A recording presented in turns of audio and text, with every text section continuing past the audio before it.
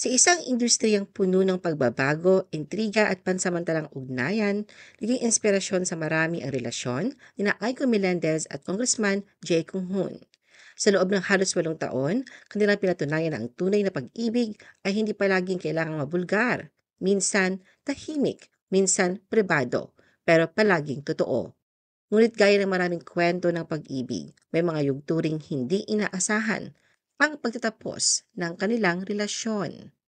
The Philippine Showbiz List presents Bakit nga ba naghiwalay sina Aiko Melendez at Jay Kung Hoon matapos ang 8 taon na relasyon? How it began. Parang mga teenager, ganito ang kwento kung paano umusbong ang pag-ibig sa pagitan ni Aiko Melendez at Zambales 1st District Representative Jay Kung Hoon. Ayon kay Aiko, ang kanilang love story ay nagsimula sa isang simpleng mensahe sa social media. Una nagpadala ng mensahe si Jay sa kanya sa Instagram, ngunit hindi ito agad niya pinansin. Naalala daw ni Aiko na makikita sa profile picture ni Jay ang isang cartoon na larawan niya na may suot na salamin. Kaya naman naisip niya kung sino ba itong tao na ito na biglang nagme-message sa kanya na, "Hey, can we meet?" Bukod pa rito, noong mga panahong yon, binida din daw ni Jay na siya ang mayor ng Subic. Ngunit hindi naman ito agad nagpukaw ng interes kay Aiko at wala raw talaga siyang pakialam rito. Sa loob ng 6 na buwan, paulit-ulit lang ang mga mensahe ni Jay na hindi sinasagot ni Aiko. Nakita na lang niya ang mga ito ngunit hindi ito tinugon. Palagi raw siyang tinatawag na ma'am at palaging tinatanong kung gusto niya silang magkita agad. Sa bandang huli, nagkaroon siya ng pangangailangan sa Subic kaya naisip niyang tingnan kung totoo nga ba si Jay bilang mayor. Natuwa siya na makita na totoo ang sinabi nito at nagdesisyon na sagutin ang mga mensahe ni Jay. The first meeting. Sa unang tugon ni Aiko sa mga mensahe, sinabihan niya si Jay na pwede na siyang makipagkape rito kinabukasan dahil may ilalapit daw siyang bagay. Agad namang sumagot si Jay at sinabi na pwede daw silang magkita kahit anumang oras. Nang sinabi ni Aiko na gusto niyang magkita na kinabukasan sa Quezon City, hindi raw nag-atubili si Jay na pumayag at lumuwas kahit malayo yon. Sa kanilang unang pagkikita, aminado si Aiko na nagkaroon siya ng alinlangan kung itutuloy pa ba niya. Pero nagbago ang kanyang pasya at nakonsensya nang makatanggap siya ng mensahe kay Jay at tinanong kung darating ba siya. Kaya naman hindi natuloy ang plano ni Aiko na wag na lang makipagkita kay Jay dahil matyaga ito naghintay sa kanya ng 3 oras sa lugar na tinawag nilang Taste of LA. Ang unang impresyon ni Aiko kay Jay ay ang kanyang kabaitan at pagiging simple. Bagamat nanggaling si Jay sa isang prominenteng pamilya ng mga public servants sa Subic, Zambales, si Jay ay naiiba raw sa iba dahil wala siyang ere, wala siyang bodyguard at simple lang ang kanyang pamumuhay. Kaya natuwa si Aiko. Pero sa unang pagkikita pa lang nila ni Jay, ay nagtanong ito tungkol sa kanyang dating asawa na si Jo Marie Iliana sa kung bakit hindi sila nagkatuluyan. Aminado si Aiko na noong mga sandaling yon ay parang ex na si Jay sa kanya dahil ayaw niya nga pag-usapan ang kanyang past relationship. Ngunit sa kabila nito, naging persistent daw si Jay at hindi siya tinigilan. Ikinuwento rin ni Aiko na sinabi ni Jay noon na matagal na siyang crush nito kaya hindi siya masyadong nagtataka sa pagtsatsaga nito. Sa unang pagkikita, nakuha din agad ni Jay ang numero ni Aiko dahil may kailangan daw itong tulong rito. Kaya doon nagsimula ang kanilang mas malalim na komunikasyon hanggang sa naging sila. Dahil parehong public figure, naisa na nila Jay at Aiko na gawing pribado ang kanilang relasyon noong una pero hindi raw maiiwasang makita sila sa publiko kaya naman noong March 2018, kinumpirma ni Aiko na magkarelasyon nga sila ni Jay. Long distance relationship. Bagamat nasa long-distance relationship, hindi ito alintana ni na Aiko at Jay. Patunay riyan ang tagal ng kanilang pagsasama.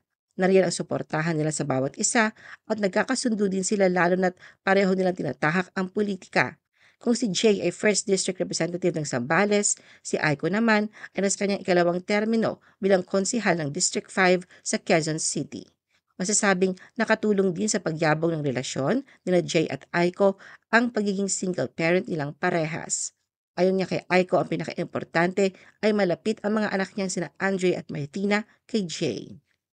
No 7-year itch for Aiko and Jay. Pero katulad ng ibang relasyon, dumaan din sila sa pagsubok at ilang beses na napabalitang nagkakalabuan ang dalawa in the past. Pero nananatiling chismis ang mga ito. Sa isang interview noong nakaraang taon, binida ni na Jay at Aiko ang tungkol sa kanilang 7 taong relasyon. Ayon kay Jay, maayos at masaya ang kanilang relasyon. Tulad ng ibang magkasintahan, dumaan din daw sila sa mga ups and downs pero ang mahalaga raw ay nananatili ang pagmamahalan, respeto at katapatan nila sa isa't isa.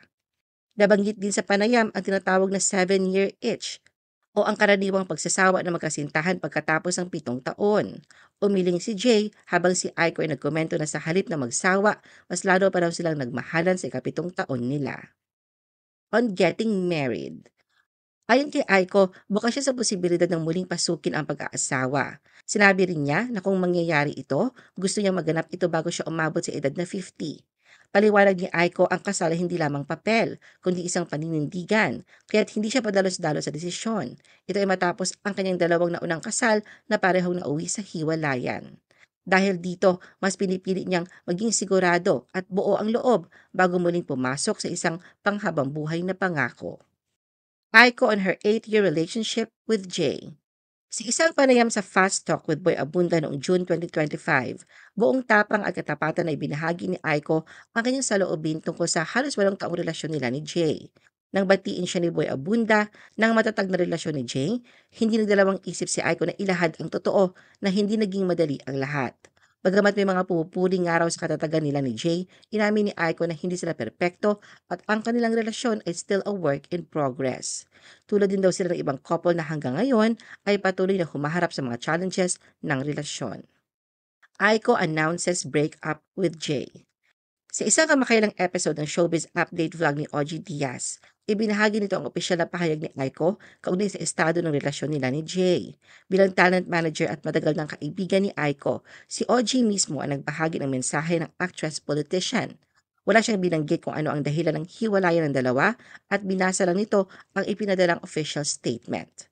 Sa pahayag, sinabi ni Aiko na matapos ang 4 na buwan ng pagninilay at maingat na pag-iisip, napagpasyahan nila ni Jay na tapusin na ang kanilang relasyon. Nilinaw niya na ang kanilang paghihiwalay ay mutual decision. Hindi ito basta-bastang hakbang, kundi bunga ng pagkakaunawaan at respeto sa isa't isa at sa kung ano ang makakabuti para sa kanila sa kasalukuyan. Binigyang diin din ni Aiko na walang third party na sangkot sa desisyon at walang ibang dahilan kundi ang kanilang personal na paglago at magkaibang landas na nais tahakin. Pinili nilang aalalahanin ang mga magagandang alaala at ipagpapasalamat ang suporta ng mga taong naging bahagi ng kanilang relasyon. Sinabi rin ni Aiko na ang focus nila ngayon ni Jay ay ang kanilang mga tungkulin bilang lingkod bayan. Gagabayan pa rin daw sila ng pagpapakumbaba, kabutihan at dedikasyon sa kanilang sinumpaang serbisyo publiko. Humiling si Aiko ng pag-unawa at pribadong espasyo mula sa publiko habang pinagdaraanan nila ni Jay ang pagbabagong ito sa kanilang buhay. Taos-puso rin siya nagpapasalamat sa mga dasal at suporta ng kanilang mga tagahanga at kaibigan. Ano ang masasabi mo sa video na ito? Mag-like o mag-react at huwag mahiyang mag-comment. For our YouTube viewers, huwag kalimutan mag-subscribe at i-hit ang notification button. At para sa aming Facebook viewers, mag-like at follow sa aming Facebook page para updated ka sa mga showbiz chika. Thanks for watching!